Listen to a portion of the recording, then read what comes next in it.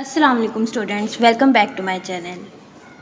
हमने discrete mathematics जो कि जिसके राइटर का नेम है हमारे पास डॉक्टर अब्दुल रहमान, इनकी बुक से हम चैप्टर नंबर 6 पर हैं और चैप्टर नंबर 6 की 6.3 तक हम कर चुके हैं।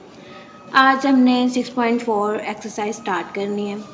उससे पहले हम यहाँ पर कम्बिनेशन की डेफिनेशन देख लेते हैं। कम्बिनेशन की डेफिनेशन क्या है? An arrangement of n different objects taken are at a time without any order is called a combination of n things taken are at a time. इससे पहले हमने परमुटेशन पढ़ा था, अब हम पढ़े हैं कम्बिनेशंस। कम्बिनेशंस में क्या होता है? कम्बिनेशंस में हमने चूज़ करना होता है, या हमने सिलेक्ट करना होता है। टोटल हमें जितने भी n नंबर ऑफ ऑब्जेक्ट्स दिए होते हैं, डिफरेंट ऑब्जेक्ट्स, उनमें से हमने चूज़ करना होता है। तो ये हमारे पास इसको क्या कहते हैं? कम्बिनेशन कहते हैं। इसमें जो है ऑर्डर मैटर नहीं करता, विदाउट एनी ऑर्डर। हमने जस्ट क्या है, हमने उसकी अरेंजमेंट्स देखनी है, हमने उसमें चूज़ करना है टोटल जो हमें डिफरेंट ऑब्जेक्ट्स दिए होंगे उसमें से। नेक्स्ट है the total number of combinations of n different things taken r at a time is denoted by. यहाँ पर हमें कम्बिनेशन को डिनोट कैसे करना है ये बताया हुआ है। एन सी आर, एन जो होगा वो टोटल नंबर ऑफ ऑब्जेक्ट्स होगा और आर जो हमने सिलेक्ट करनी। उसके बाद इस मेथड से भी हम कम्बिनेशन को लिख सकते हैं, इसके साथ भी लिख सकते हैं। नेक्स्ट हमारे पास आ जाता है कम्बिनेशन का फॉर्मूला। कम्बिनेशन को ओपन कैसे करना है? N C r is equal to n factorial over n minus r का फैक्टोरियल और साथ में हमने आर का फैक्टोरियल लेना। कम्बिनेशन को ओपन हमने इस मेथड के साथ करना है। नेक्स्ट है यहाँ पर एक note, if r is equal to n, अगर आर और एन की वैल्यूज़ जो है वो सेम हो गई है, मतलब कि आर की वैल्यू जो है वो एन के इक्वल हो गई है, तो हमने जब एन कम्बिनेशन एन हो जाएगा, फिर जब आर एन के इक्वल हो जाएगा तो यहाँ पर भी फिर हम एन राइट कर सकते हैं।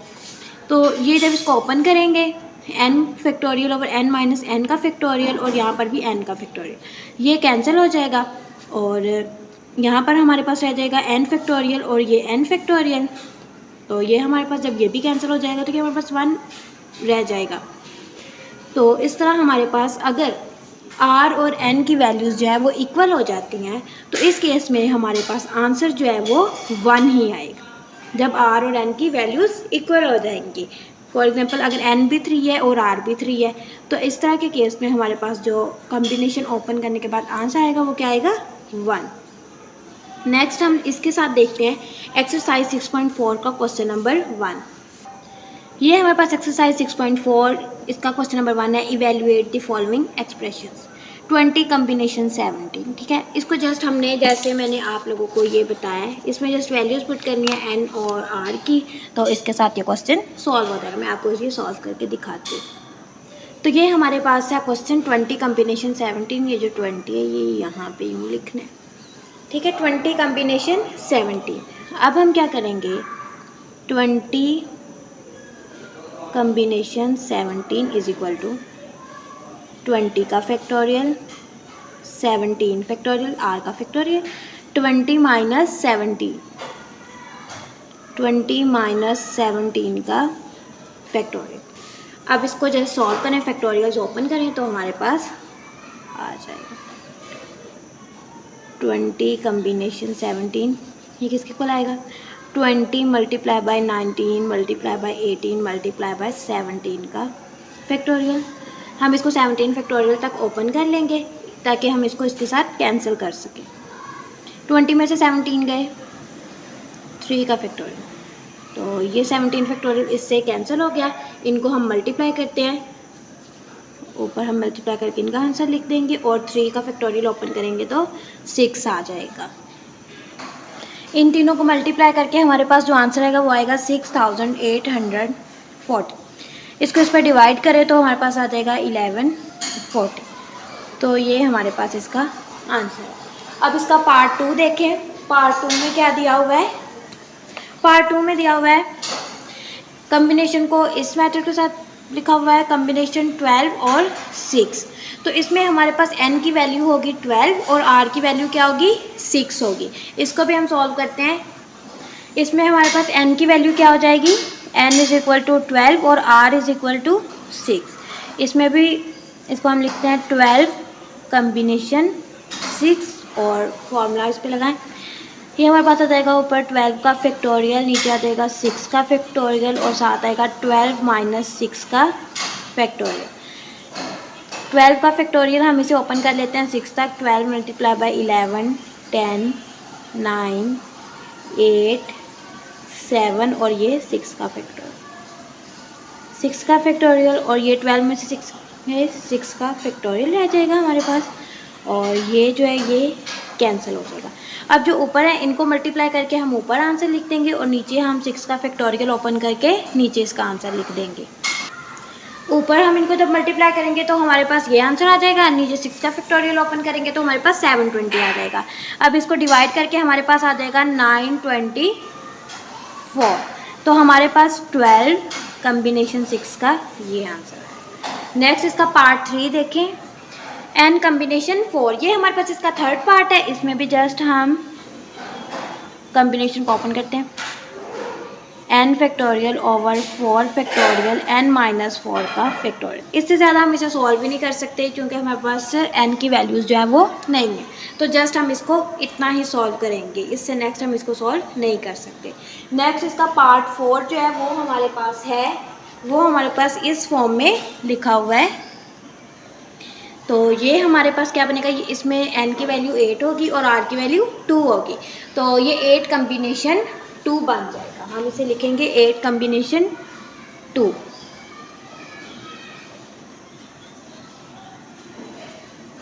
हम इसको ऐसे लिख देंगे और बुक पर ये कुछ इस तरह लिखा होगा, तो इसको हम इस तरह लिख देंगे। यहाँ पर n की वैल्यू क्या है हमारे पास, n की वैल्यू है हमारे पास 8 और r की वैल्यू 2।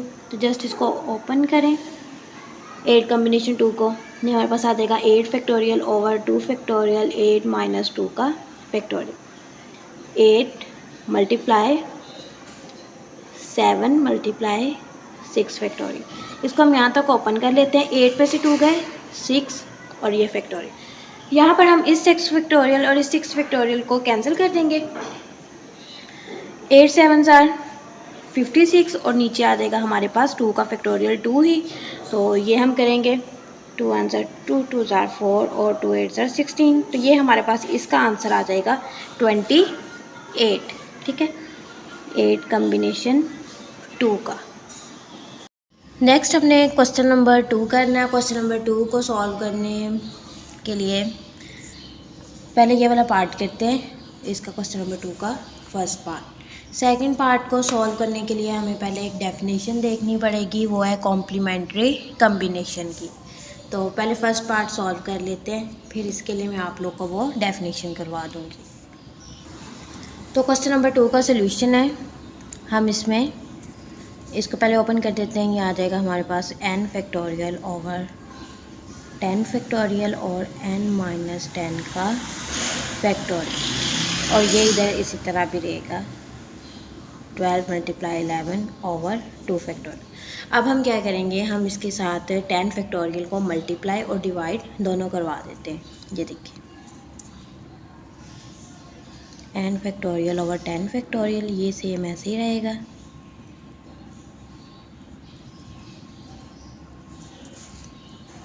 और यहाँ पर 12 मल्टीप्लाई 11 मल्टीप्लाई 10 फैक्टोरियल और नीचे आएगा 2 फैक्टोरियल मल्टीप्लाई 10 फैक्टोरियल। यहाँ से ये वाला 10 फैक्टोरियल और ये हो जाएगा कैंसिल हमारे पास, और हमारे पास बचेगा n फैक्टोरियल और ये। अब आप लोग देख सकते हैं कि ये जो है इसको हम जब क्लोज करेंगे तो ये हमारे पास 12 का फैक्टोरियल बन जाएगा। 12 बाई 11 और 10 फैक्टोरियल, ये हमारे पास 12 का फैक्टोरियल बन जाएगा। तो यहाँ पर हमारे पास आ जाएगा ऊपर n का फैक्टोरियल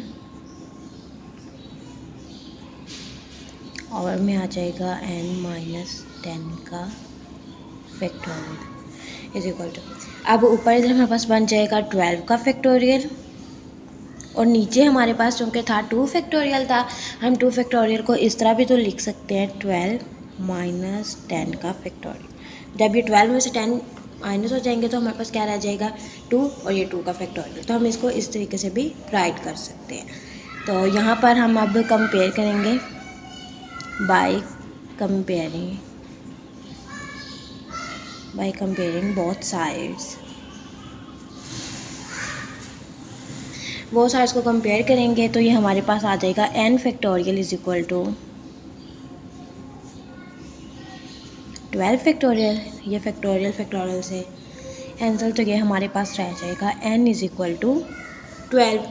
इसी तरह अगर हम n minus 10 factorial is equal to 12 minus 10 factorial कर लें तब भी हमारे पास 12 ही आएगा। ठीक है, तो इस तरह कंपेयर करने से हमारे पास n की जो वैल्यू है वो 12 आ गई है। नेक्स्ट देखते हैं हम क्वेश्चन नंबर 2 का पार्ट 2। क्वेश्चन नंबर 2 का पार्ट 2 करने से पहले हमें इसके लिए कॉम्प्लीमेंट्री कम्बिनेशन की डेफिनेशन देखनी होगी, वो देखते हैं।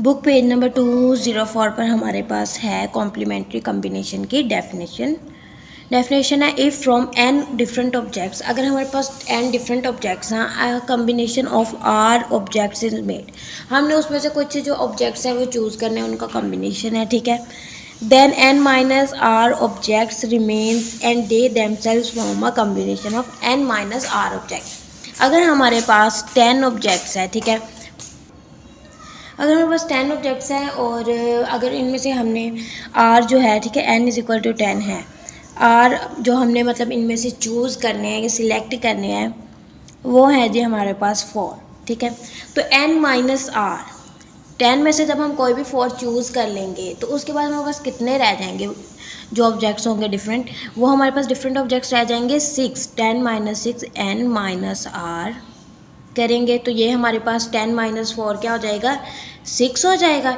10 माइनस 4 6 हो जाएगा। तो ये जो n माइनस r ऑब्जेक्ट्स हैं ये remain and they themselves form a combination, तो ये खुद एक कम्बिनेशन बना लेंगे। Such a combination is called a complementary combination. इस तरह का जो कम्बिनेशन होगा उसको हम क्या कहेंगे, उसको हम कॉम्प्लीमेंट्री कम्बिनेशन बोलेंगे। नेक्स्ट है हमारे पास एक कॉम्प्लीमेंट्री कम्बिनेशन का थ्योरम, छोटा सा ये। If n and r are positive integers, then prove that n combination r is equal to n combination n minus r। अब यहाँ पर r वो जो हमने सिलेक्ट करने हैं, n माइनस r जो हमारे पास सिलेक्ट करने के बाद जो हमारे पास बच जाएंगे, where r less than equal to n। जैसे कि हमने पहले भी पढ़ा था कम्बिनेशन की डेफिनेशन में, जो r की वैल्यू होगी वो या तो n के इक्वल हो सकती है या n से लेस देन हो सकती है, लेकिन जो है r की वैल्यू कभी भी n से ज़्यादा नहीं हो सकती। We know that by definition n combination r, ये जस्ट हमने इसे अभी ओपन किया, and n combination n minus r। अब इसके ऊपर भी हम कम्बिनेशन का फॉर्मूला अप्लाई करते हैं, n factorial over n minus r का फैक्टोरियल, अब फिर n minus n plus r का फैक्टोरियल। जब ये हम n माइनस और ब्रैकेट में लिखेंगे ना n माइनस r, जब ओपन करेंगे तो ये माइनस अप्लाई होकर n minus n plus r का फैक्टोरियल हो जाएगा। यहाँ पर ये कैंसिल हो जाएगा, ये कैंसिल होने के बाद हमारे पास क्या बचेगा, n factorial over n minus r का फैक्टोरियल और ये r का फैक्टोरियल रह जाएगा। तो आप देख सकते हैं कि ये किसके इक्वल है, ये इसके इक्वल है। तो n combination n minus r किसके इक्वल हो गया, n कम्बिनेशन r के इक्वल हो गया। तो बहुत सिंपल सा ये छोटा सा थ्योरम था, लेकिन ये बहुत इंपॉर्टेंट है तो और इसकी डेफिनेशन भी। इसके साथ ही हम करते हैं क्वेश्चन नंबर 2 का पार्ट 2 सॉल्व। पार्ट 2 में दिया हुआ है n combination 4 is equal to n combination 8। यहाँ पर अब हमारे पास है n कम्बिनेशन 4 और n कम्बिनेशन 8। यहाँ पर हम देखते हैं, यहाँ पर अगर हम 4 चूज़ कर लेते हैं और जो हमारे पास फिर पीछे कितने रह जाएंगे, अगर हमने 4 चूज़ कर लेना, सिलेक्ट कर लेना, तो पीछे हमारे पास 8 रह जाएंगे। अगर हम कॉम्प्लीमेंट्री कम्बिनेशन को देखें तो हम यहाँ पे लिखते हैं, तो फिर टोटल हमारे पास कितने होंगे, 12 होंगे, क्योंकि 12 में से 4 चूज़ करेंगे तो रिमेनिंग कितने होंगे, 8। अगर 12 में से 8 हम चूज़ कर लेते हैं तो रिमेनिंग कितने होंगे, 4। तो n कितना हो जाएगा हमारे पास, 12। n 12 हो गया। अगर r हम 4 कर लें, r इज इक्वल टू 4, हमने 4 सिलेक्ट करने हैं, तो हमारे पास क्या बनेगा, हमारे पास बन जाएगा n कम्बिनेशन 4। ठीक है, 12 कम्बिनेशन 4 सॉरी, क्योंकि अब यहाँ पर हमें 12 n की वैल्यू तो पता चल गई है ना।